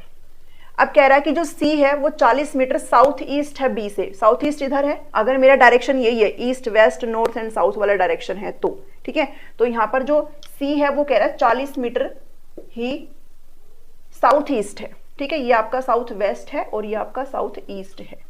तो कह रहा है कि जो सी है वो ए से किस डायरेक्शन में है, जो सी है वो ए से, अगर ई यहां से देखेगा, यहां से अगर उसको देख रहा है ए, तो जो सी है वो उसके किस डायरेक्शन में है। भाई दूरी आपकी सेम है तो किस डायरेक्शन में है, बिल्कुल आमने सामने है। ठीक है, ये अगर आपका साउथ ईस्ट है, ये अगर आपका साउथ ईस्ट में है दोनों, तो ये आपस में ऐसे देख रहे हैं, बिल्कुल ऐसे, और ऐसे आपका कहां पर आ रहा है, ये आपका ईस्ट में है, साउथ ईस्ट कई बार इसको मार्क कर देते हैं स्टूडेंट्स, लेकिन वो गलत है। ये आपका किस डायरेक्शन में देख रहा है, बिकॉज बिल्कुल बराबर पे देख रहा है। ये अगर बी है, दोनों के डिस्टेंस सेम है 40-40, तो ये बिल्कुल ऐसे देख रहा है, और ऐसे आपका कौन सा आ जाएगा, ईस्ट आ जाएगा। तो आपका जो सी है वो ए से किस डायरेक्शन में है, ईस्ट डायरेक्शन में है। ठीक है, आप पहले इस चीज को समझा करो एंड देन बाद में आप इस क्वेश्चन को देखा करो। तो इससे ये बिल्कुल सीधा दिख रहा है, टेढ़ा नहीं दिख रहा, बिल्कुल सीधा देख रहा है, तो वो कौन सा है, ईस्ट डायरेक्शन हो जाए। ठीक है, 7 क्वेश्चन हो गया। नेक्स्ट क्वेश्चन, अगर किसी क्वेश्चन में डाउट रहता तो आप कमेंट कर दिया करो, मैं उसका रिप्लाई करने की पूरी कोशिश करूंगी। 8th क्वेश्चन कह रहा है, बहुत इजी है, ये कह रहा है 15 - 5 डिवाइड बाई 5 इंटू 20 + 10। इन्होंने इस क्वेश्चन के अंदर कहा है कि मल्टीप्लाई को आप माइनस लिखो, डिवाइड को प्लस लिखो, प्लस को डिवाइड लिखो और माइनस को मल्टीप्लाई। तो माइनस को क्या कह रहा है, माइनस को कह रहा है मल्टीप्लाई, और डिवाइड को कह रहा है प्लस। मल्टीप्लाई को क्या लिखना है, माइनस लिखना है, और प्लस को लिखना है डिवाइड। आप सोल्व करना है, डायरेक्टली इसको सोल्व नहीं करना है, आपने पहले अपने सिंबल्स को चेंज करना है, साइन को चेंज करना है। ठीक है, अब देखो यहाँ पर इसको मैं डायरेक्टली कर सकती हूँ 75 + 5। मुझे पता है पहले डिवाइड ही सोल्व होता है, बट बीच में ना तो कोई ब्रैकेट है ना कुछ हो रहा है, तो इसलिए हम इसको कर सकते हैं 2। भाई 20 को 10 से डिवाइड करते तो 2 आता है। इसको अब प्लस सोल्व होगा तो 80 - 2 कितना आ गया, 78। आंसर कितना आ जाएगा, 78 इसका करेक्ट आंसर होगा। ठीक है, तो बहुत ही इजी क्वेश्चन है, बस आपको ध्यान में रखते हुए सही से चीजों को सोल्व करना है। नेक्स्ट क्वेश्चन जो है आपका वो सीरीज का है, इसमें आपको रोंग टर्म बतानी है। तो रोंग टर्म के लिए आपको पहले इसे लिखना होगा 8, 13, 21, 32, 47, 63, 83। ठीक है, अब देखो ये पास पास में ही है, मल्टीप्लाई नहीं, आप इसको प्लस में करके पहले बनाने की कोशिश करो, और एक इसमें जो टर्म है वो गलत है, वो हमें रिमूव आउट करनी है। तो अगर प्लस करेंगे तो इसमें +5 हो रहा है, 13 में +8 अगर ऐड करते तो 21 आता है, 21 में +11 अगर ऐड करते हैं तो 32 आता है, और इसके अंदर 7 में से 2 गया 5, 15 अगर ऐड करते हैं तो कितना आता है, 47 आता है, और इसके अंदर 16 अगर ऐड करते हैं, 7 और 6 13 4, हाँ फिर, और इसके अंदर कितना आ गया, ये अगर सीधा 20। ठीक है, 63 में अगर 20 ऐड करते हैं तो हमारा 83 आता है। अब हमें कैसे पता करना है कि कौन सा आपका गलत है। देखो ये +3, ये भी +3, और यहां पर आपका कितना आ रहा है, ये अगर आपका 11 प्लस, ये +4 कर रहा है, ये +1 कर रहा है, और ये +4 कर रहा है, मतलब यहां पर आपका खेल कहीं ना कहीं गड़बड़ में है। ठीक है, यहां पर आपको गड़बड़, यहां पर भी आपका +3 ही आना चाहिए था, जबकि +4 है, +3 आना चाहिए था यहाँ पर। ठीक है, +3 आता तो फिर कितना, 8 और 3 11, तो 11 और 3 14, यानी कि यहाँ पर 14 होना चाहिए था। तो आपका यहां तक जो सीरीज है वो सही है, क्योंकि आपका ये जो डिफरेंस है वो सही है, पर ये भी 3 दे रहा है, ये भी 3 दे रहा है, जबकि आपका डिफरेंस यहाँ पर गड़बड़ा रहा है। ठीक है, यहाँ पर आपका आना चाहिए था 14, आ रहा है 15, तो मतलब आपकी ये वाली जो टर्म है वो क्या है, आपकी रोंग है। ठीक है, ये वाली टर्म है रोंग। क्यों रोंग है, मेरे को कैसे पता चला, मैंने यहाँ पर देखा 5 + 3 8, 8 + 3 11, और अगर 3 का ही डिफरेंस देखा जाए तो यहाँ पर तो 14 आना चाहिए, जबकि यहाँ पर तो 15 आ रहा है। तो मतलब यही जो है टर्म जो आपके खेल को खराब कर रही है। अगर इसका सही में देखो तो कितना आना चाहिए, सही में देखें तो यहाँ पर 14 आना चाहिए, और 14 + 3 कितना होता है, यहाँ पर 17 आना चाहिए। ठीक है, ये 16 गलत है, ये 15 गलत है, यहाँ पर 14, और फिर देखो इसके अंदर फिर से +3 आ रहा है, आ गया ना +3 का।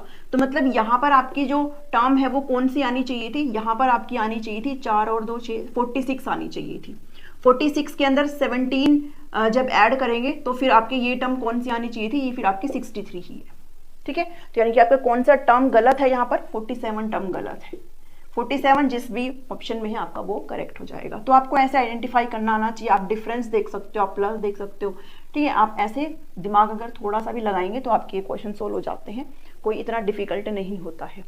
अब नेक्स्ट क्वेश्चन है 10 क्वेश्चन है, काफ़ी कंफ्यूजिंग भरा, इसमें मैं आपको ट्रिक से भी बताऊंगी और आप कैसे जनरल तरीके से कर सकते हो इस क्वेश्चन को, वो भी आपको समझाने की कोशिश करूंगी।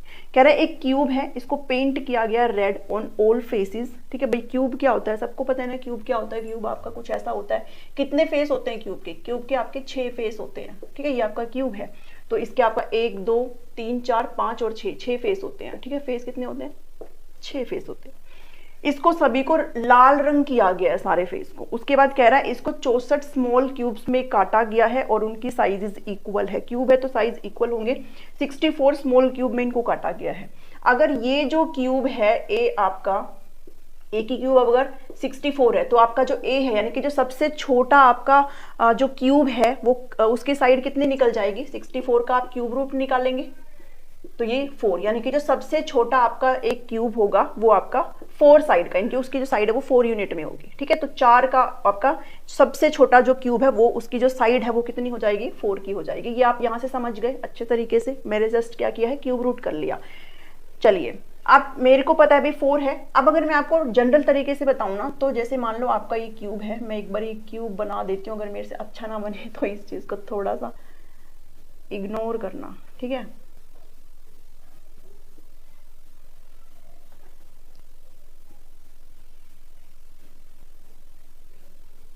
कुछ ऐसे होता है।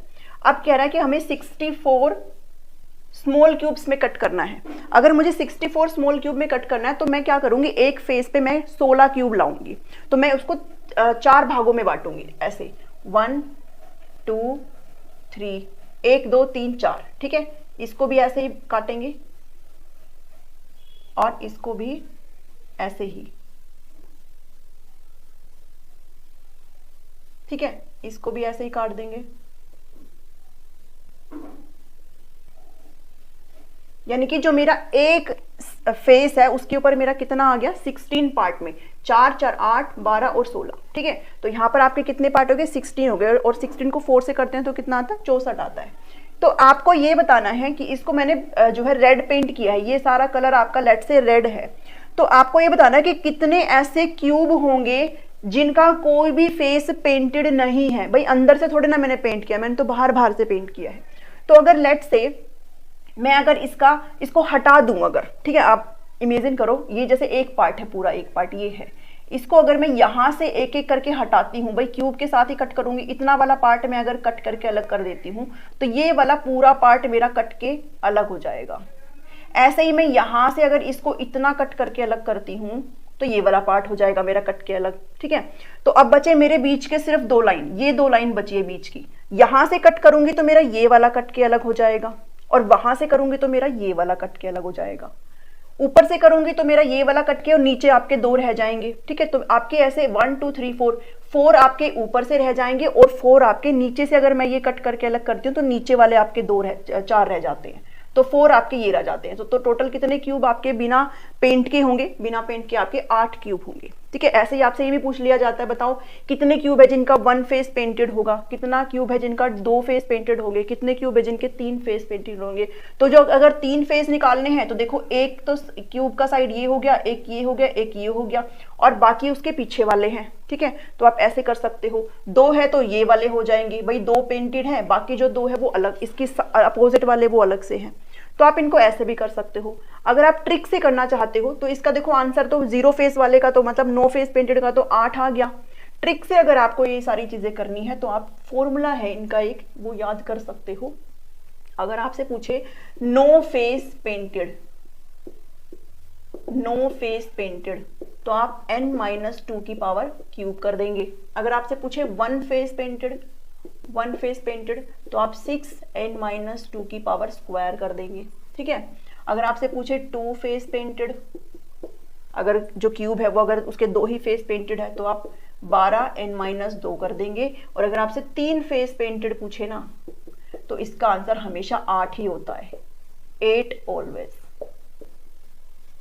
ठीक है, ये ट्रिक्स हैं, इनको ध्यान में रख लो। ये बहुत ही इजी से फॉर्मूले होते हैं, इनको ध्यान में रख लो। अगर इस क्वेश्चन के दम पर अगर करें तो मेरा जो सबसे छोटा जो स्मॉल क्यूब आ रहा था उसकी साइड कितनी, वो 4 का आ रहा था, तो यहाँ पर मैं इनकी जगह लिखूंगी 4, 4-2 की पावर क्यूब, 2 की power cube is equal to 8। तो नो फेस पेंटेड वाले कितने क्यूब हो गए, 8। ठीक है, 8 क्यूब ऐसे हो गए जिनका कोई भी फेस पेंटेड नहीं होगा। ठीक है, तो आप जनरल तरीके से भी समझ के कर सकते हो। इतना टाइम नहीं होता है तो आप इन फॉर्मूलाज को लर्न कर लो। हो सकता है आपसे अब की बार 9 पूछा गया, अब की बार आपसे 3 पूछ ले, 2 पूछ ले, 1 पूछ ले, तो ये चीजें हो जाती है। ठीक है, तो आई होप आपको ये चीजें समझ में आई है। आज हमने 10 क्वेश्चन डिस्कस किए हैं। पसंद आया है आपको समझाने का तरीका, आपको सारी चीजें समझ में आ रही है तो जरूर लाइक करिए, शेयर करिए सभी के साथ। मिलती हूँ नेक्स्ट वीडियो में। Thank you, thanks for watching. Hi everyone, स्वागत है आप सभी का टीचिंग गोल्स के लर्निंग प्लेटफॉर्म पर। आई होप आप सभी लोग अच्छे होंगे। एस्टेट की सीरीज में आज की जो क्लास रहने वाली है वो रीजनिंग की रहने वाली है। मैथ और रीजनिंग को हम लोग प्रीवियस ईयर क्वेश्चंस के थ्रू कर रहे हैं। आपको इनको ऐसे ही करना है, बस जो ट्रिक्स हम अप्लाई कर रहे हैं, जिस मेथड से क्वेश्चंस को बना रहे हैं, उन मेथड्स को आपने ध्यान में रखना है और अपने नोट्स आपने बनाते हुए चलना है। ठीक है, मैं आपको विद इन वन वीक जो है नोट्स अवेलेबल करा दूंगी। ये जो पेपर सॉल्यूशन है वो पीजीटी का है, 2022 का पेपर सॉल्यूशन है और सभी के लिए इंपॉर्टेंट है, पीआरटी, टीजीटी और पीजीटी। ठीक है, तो आपकी सेम चीज़ें हैं जो कि पीआरटी में भी पूछी जाती है और पीजीटी में भी, तो हर जगह यहाँ पर ये चीज़ें जो है पूछी जा रही है, तो आपको ध्यान में रखनी है। क्वेश्चन को सोल्व करते हैं फटाफट से। क्वेश्चन नंबर 1 कहता है X and Y are facing each other. ये आपका डायरेक्शन का क्वेश्चन है। यहाँ से एक क्वेश्चन हमेशा आता है।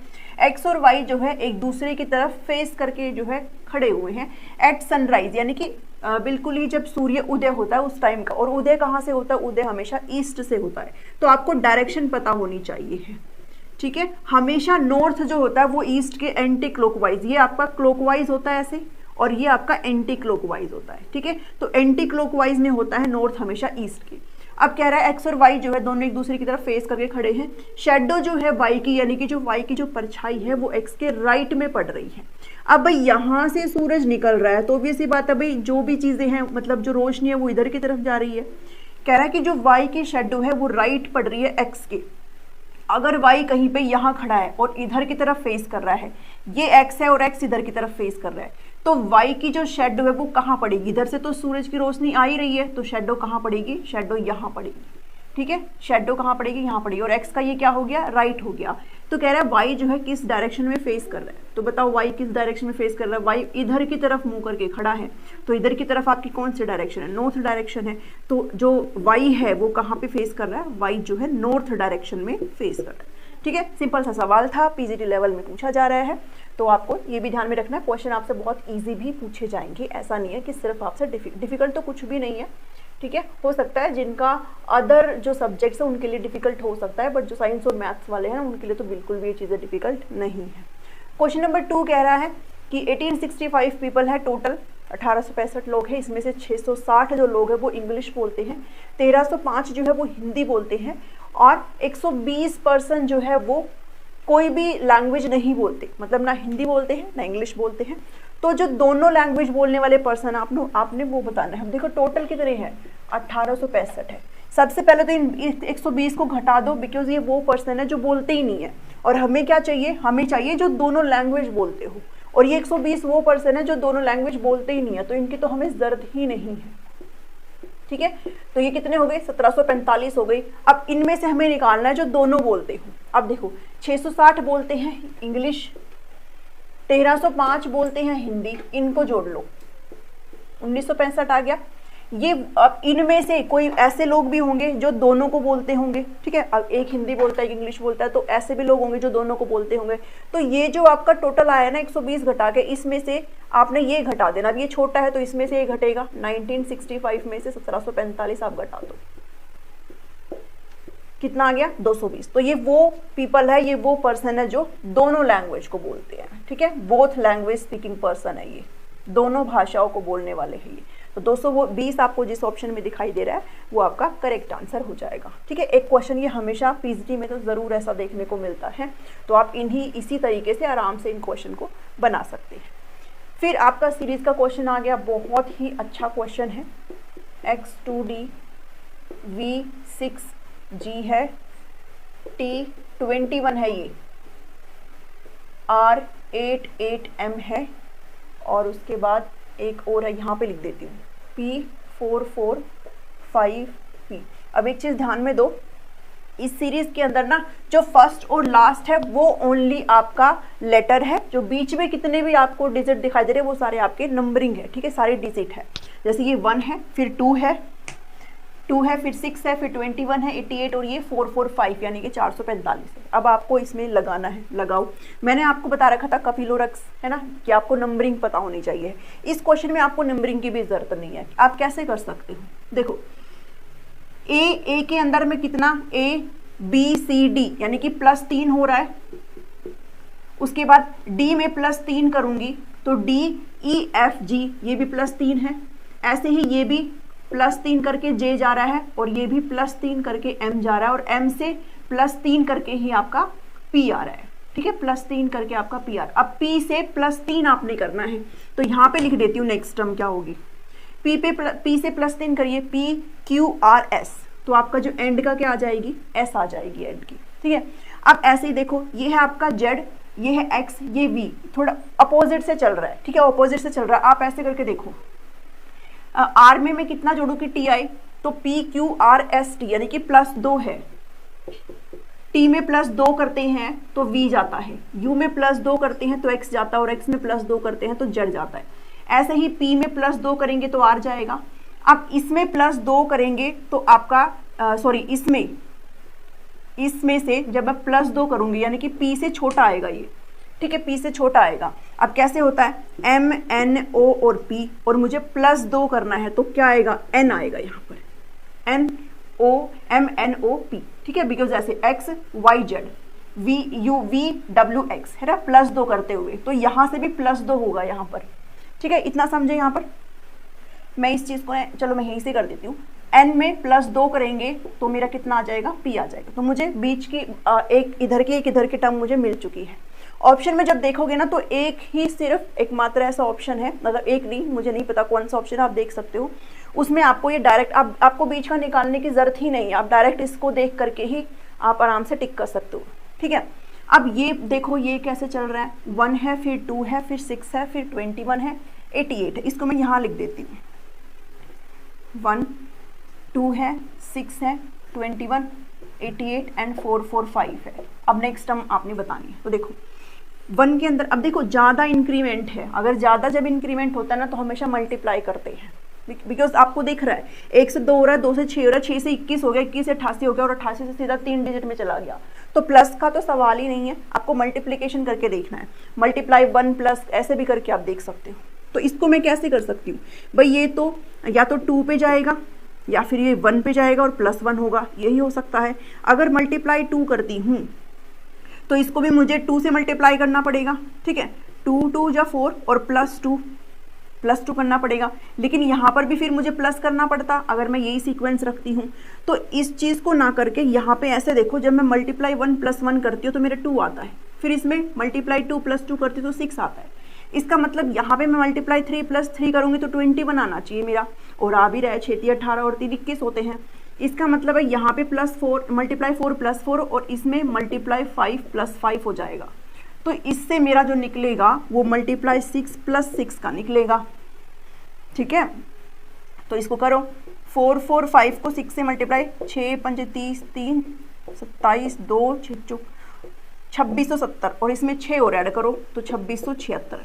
तो यहाँ पर मेरा कितना आ जाएगा, 2676, ये आपकी नेक्स्ट डिजिट आ जाएगी, ठीक है। आपको बस ऐसे सिंपल तरीके से करना है, और ये जो क्वेश्चन है उसके अंदर मैंने ऑप्शन देखे थे, मैंने यहाँ पर ऑप्शन लिखे नहीं है, आपको ये निकालने की भी जरूरत नहीं है। N और S सिर्फ एक ही ऑप्शन में आपको देखने को मिलेगा, आप सिंपली डायरेक्ट उसको पुट कर सकते हैं, बट ज़रूरी नहीं है हमेशा ऐसा हो, तो आपको ये चीज़ें भी पता होनी चाहिए, ठीक है। तो इसके लिए नंबरिंग करने की भी जरूरत नहीं है, अगर आपको नंबरिंग पता भी है ABCD की तो आप फटाफट से कर बैठेंगे इन क्वेश्चन को, ठीक है। इसको इंटरेस्ट लेते हुए करिए। नेक्स्ट क्वेश्चन पर चलते हैं, क्वेश्चन नंबर 4 है। अब ये आपका कुछ ऐसा इन्होंने लॉजिक लगाया है कि पार्टिकल को PARTICLE, पार्टिकल को किसके इक्वल रखा है, USB QFM DJ, इसके इक्वल रखा है। फिर कहता है कि GENER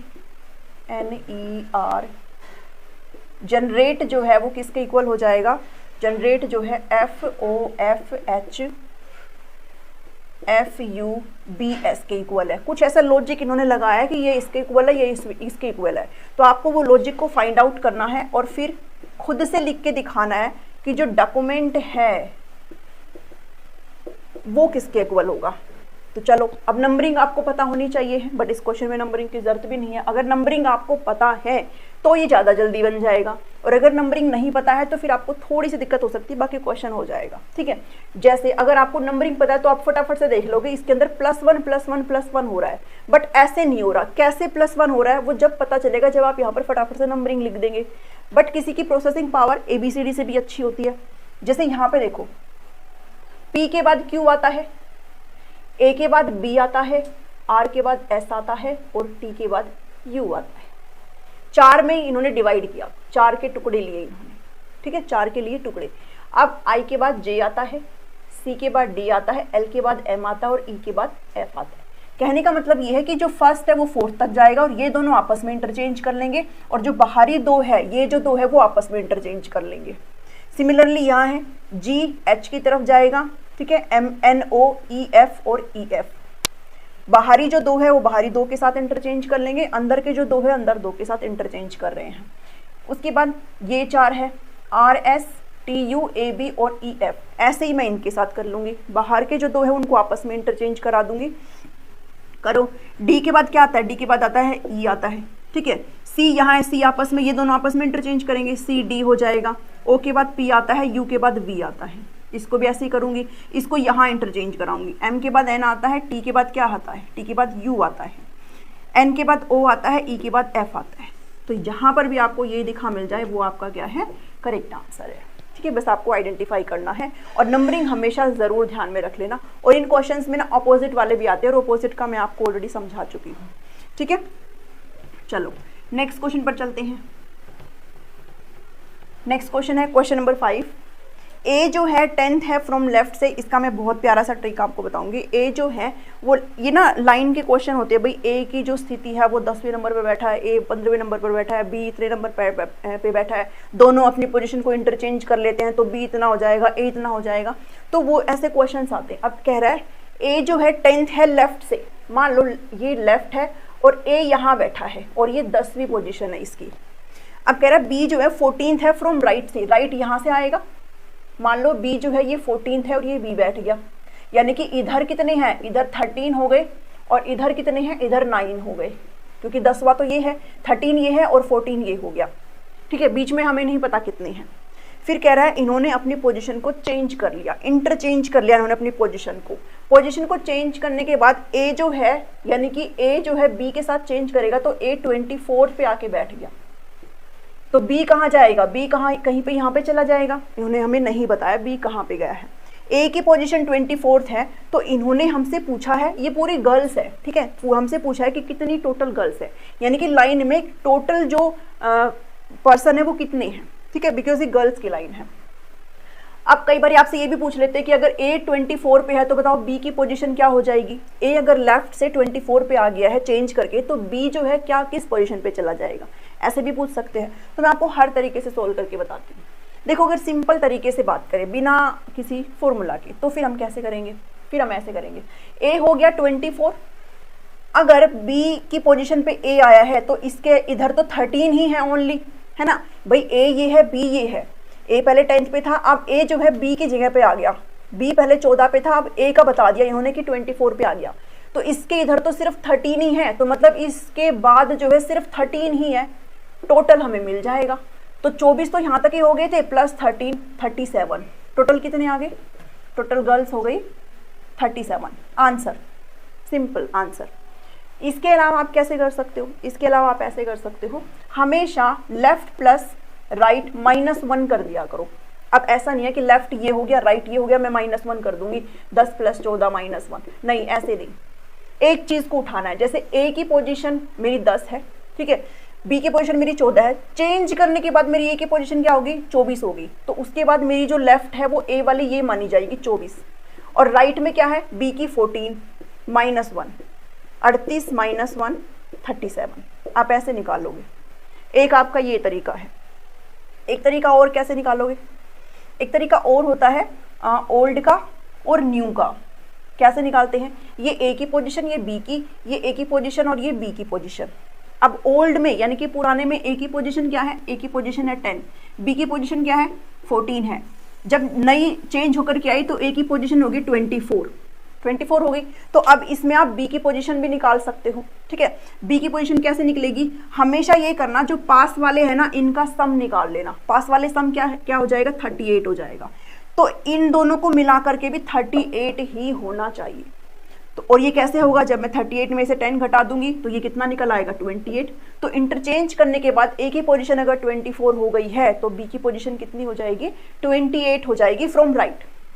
ठीक है, ये चीज आप ध्यान में रखोगे। और यहां से मैं टोटल भी निकाल सकती हूँ। टोटल कैसे निकालूंगी, ये 38 आया, इसमें से 1 कर दूंगी, 37 आंसर। ठीक है, मैंने आपको 3 तरीके से यहाँ पे बता दिया, आप किसी भी तरीके से निकाल सकते हो। सिंपल इस तरीके से भी निकाल सकते हो, बट कई बार इस चीज़ में ना हम थोड़ा सा दिमाग नहीं लगाते हैं, थोड़ा सा हम कर देते हैं चेंज, तो फिर यहाँ पे दिक्कत हो जाती है। तो सबसे अच्छा तरीका ये है। उसके अलावा आप इससे भी कर सकते हो, इससे आपका बी की जो पोजीशन है वो भी पता चल जाएगी, साथ में टोटल कितने बैठे हैं वो भी पता चल जाएगी। ठीक है, 5 क्वेश्चन हो गए। फटाफट से आप नेक्स्ट 5 क्वेश्चन कर लेते हैं। आज की इस क्लास का क्वेश्चन नंबर 6 रहने वाला है, D is taller than C and E। ये क्वेश्चन बहुत इजी होते हैं और आपको यहाँ पर समझ में भी आ जाएगा आराम से। कह रहा है D जो है वो बड़ा है C और E से, तो मैं यहाँ पर लिख लेती हूँ D जो है वो C और E से बड़ा है। अब जरूरी थोड़ी है C भी E से बड़ा हो, तो यहाँ पर 2 चीज बन सकती है, या तो E जो है ऊपर हो और C छोटा हो, 2 चीजें यहाँ पर बन सकती है। तो मैंने दोनों ही पॉसिबिलिटी यहाँ पर लिख ली है, क्योंकि D बड़ा है और C और E से है। अब C ऊपर हो सकता है, E नीचे, E ऊपर हो सकता है और C नीचे हो सकता है। A is not as tall as E।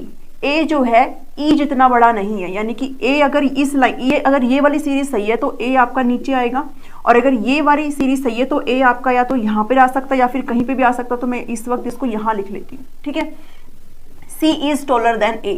C जो है A से बड़ा है। ठीक है, अब देखो इसमें भी C A से बड़ा है, यानी कि यहाँ पर A जो है इधर आएगा, देखिए C जो है A से बड़ा है, टॉल है। D is not as tall as B। D जो है B जितना बड़ा नहीं है। ठीक है, यानी कि अब D सबसे ऊपर है, बट फिर भी ये कह रहा है कि B जितना बड़ा नहीं है, तो मतलब B तो इधर आ जाएगा ना, सबसे ऊपर आ जाएगा B। तो अब कह रहा है टॉलेस्ट कौन सा है, तो हमें पता चल गया कौन सा टॉलेस्ट है, बी ऑप्शन आपका, बी ऑप्शन नहीं, जहां पर भी आपको बी दिखे वो आपका करेक्ट हो जाएगा। ठीक है, बिकॉज बी जो है वो सबसे बड़ा है। ठीक है, इजी सा क्वेश्चन है, कुछ भी इसमें इतना खास नहीं है, बस आपको समझना है चीजों को। क्वेश्चन नंबर 7 जो है आपका फिर से ब्लड रिलेशन का है, और इस क्वेश्चन को मैं हमेशा यही बोलती हूँ कि आप अपने रिलेशन में घुस जाया करो जब इन क्वेश्चन को सोल्व करते हो। Pointing to a girl in photograph, X कहता है। अब एक्स गर्ल है या बॉय है हमें नहीं पता, लेकिन जो फोटोग्राफ में है वो लड़की है। तो एक्स कहता है एक फोटोग्राफ की तरफ इशारा करते हुए किसी लड़की के बारे में कि वो जो है डॉटर है मेरे ग्रैंडफादर के ओनली सन। अब देखो ग्रैंडफादर की स्टेज यहाँ पर है, और हमेशा मैंने आपको बताया है कि जो मेल है उनको आप प्लस से डिनोट कर सकते हो और फीमेल को माइनस से, और जो मैरिड रिलेशन है वो आप कैसे डिनोट, मैं तो ऐसे ही करती हूँ, आप भी ऐसे कर सकते हो, मैं जस्ट आपको बता रही हूँ। आपके अपने जो चीज़ें होती है आप उनको भी कर सकते हो जो आपने सीख रखा है। ठीक है, अगर भाई बहन का है या फिर कजिन का है तो हम कैसे कर सकते हैं, तो फिर हम ऐसे कर सकते हैं। तो अब सीधी सी बात है भाई, स्टेज आपकी ऊपर है, ग्रैंडफादर तो पापा से पहले ही आते हैं, तो ये आपके ग्रैंडफादर है। ठीक है, इनका इकलौता बेटा है, इकलौता बेटा है। ठीक है, एक ही बेटा और बेटा नहीं है। तो she is the daughter of my grandfather, मेरा ही। अब वो जो एक्स है वो कह रहा है कि मेरे ग्रैंडफादर का जो बेटा है उसकी शी इज द, हाँ वो बेटी है उसकी। ठीक है, ये बेटी है। अब एक्स जो है वो भी तो, उसका भी तो दादा ही है, ये एक्स का भी तो दादा ही है, ग्रैंडफादर है। तो एक्स यहाँ पर या तो लड़का हो सकता है या लड़की हो सकती है। ठीक है, एक्स यहाँ पर या तो लड़का हो सकता है या फिर लड़की हो सकती है, चाहे कुछ भी हो, चाहे लड़का हो चाहे लड़की हो। ये तो इसकी क्या लगी, ये तो इसकी बहन ही तो लगी, सिस्टर लगी, क्योंकि कह रहा है कि मेरे ग्रैंडफादर का ओनली सन है और उसकी बेटी है। तो ओनली सन है मतलब ये भी तो कहीं ना कहीं यहीं पे होगा, इसका ही तो भाई होगा, कोई या तो भाई होगा या बहन होगा, कुछ भी होगा, चाहे भाई हो चाहे बहन हो, डजंट मैटर। ये जो है जो गर्ल है वो उसकी क्या लगी, गर्ल उसकी बहन लगी। ठीक है, तो सिस्टर का रिलेशन यहाँ पर आ जाएगा। फिर आपका फिर से एक सीरीज का बहुत ही अच्छा सा प्यारा सा क्वेश्चन है। 3, 13, 22, 32 है, 59 है, 69 है, 120 है और 130 है, और आपको नेक्स्ट सीरीज बतानी है।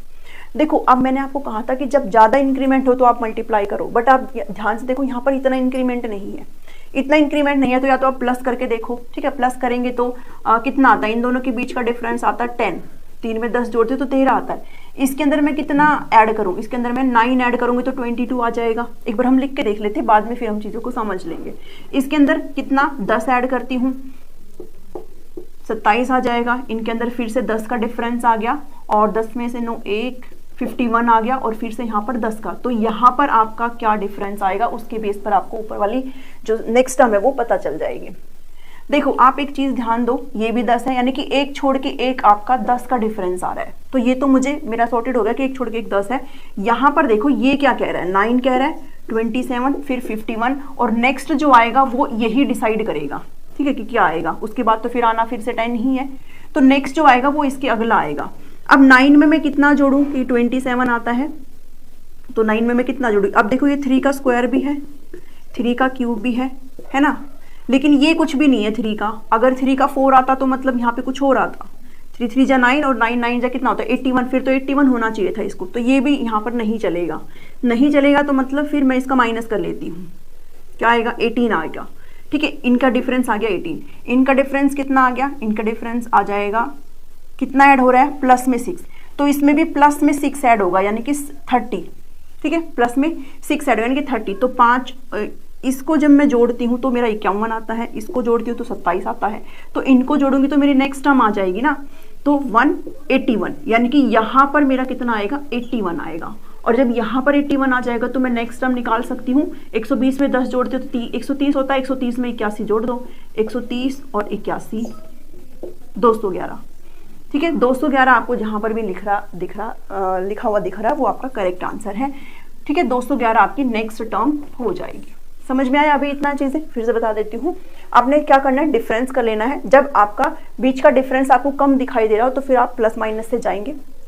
तो डिफरेंस निकालने पे मुझे पता चल रहा है एक छोड़ के एक मेरा 10 आ रहा है, बट ये 10 डिसाइड नहीं करेगा आपकी नेक्स्ट टर्म क्या होगी, वो डिसाइड करेगा जो ये वाली चीज है, ये क्या लॉजिक लगा के चल रहा है। तो इसमें जब आप माइनस करते हो तो 18 आता है, फिर 24 आता है, ठीक है। और 18 में जब 24 में 6 ऐड करती हूँ, यहाँ पर भी 6, तो मतलब नेक्स्ट टर्म में मुझे 6 ऐड करना पड़ेगा ना, ठीक है। तो जब मैं 6 ऐड करती हूँ तो फिर आपकी बाकी आगे जाकर के वो सारी सीरीज वहां पर हो जाती है, ठीक है। आई होप आपको समझ में आया है।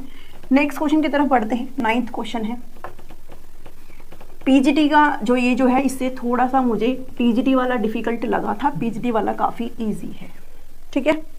चलिए, एक स्टीम इंजन है ट्रेन का, रन फ्रॉम, अब फिर से डायरेक्शन क्वेश्चन है, इसमें डायरेक्शन के 2 क्वेश्चन आ गए, ठीक है। देखो ये कह रहा है कि एक स्टीम इंजन है ट्रेन का, वो ईस्ट से वेस्ट जा रहा है। मैंने आपको बताया था ईस्ट ये होती है, वेस्ट होती है, तो ये नॉर्थ हो जाएगा और ये साउथ हो जाएगा, क्योंकि नॉर्थ हमेशा एंटी क्लॉकवाइज में आता है, ठीक है।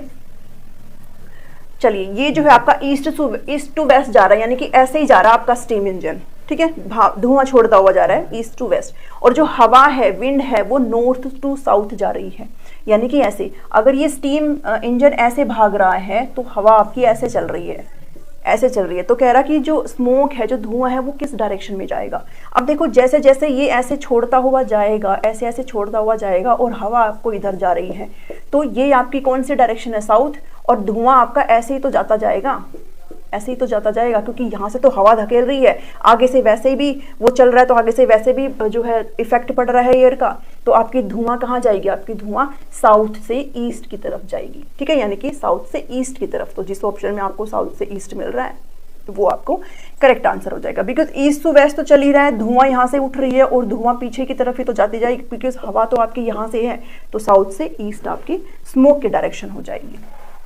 समझने वाला क्वेश्चन था, ठीक है।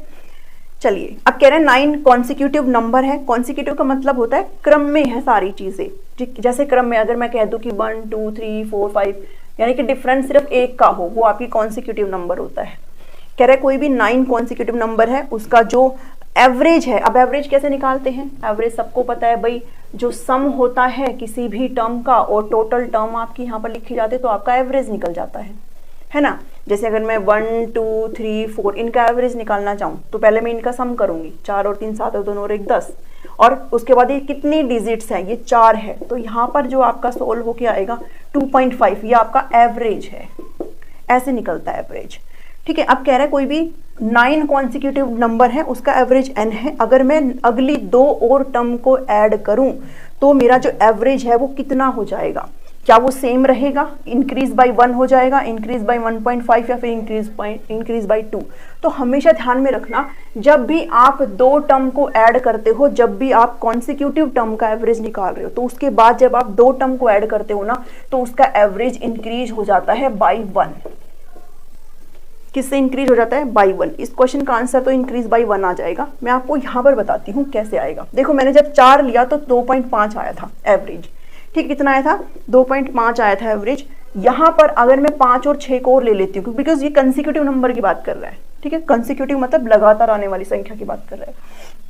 अब कितना हो जाएगा, देखो 4 3 7 और 2 9 1 10 5 15 और 6 21 बटे 1 2 3 4 5 6।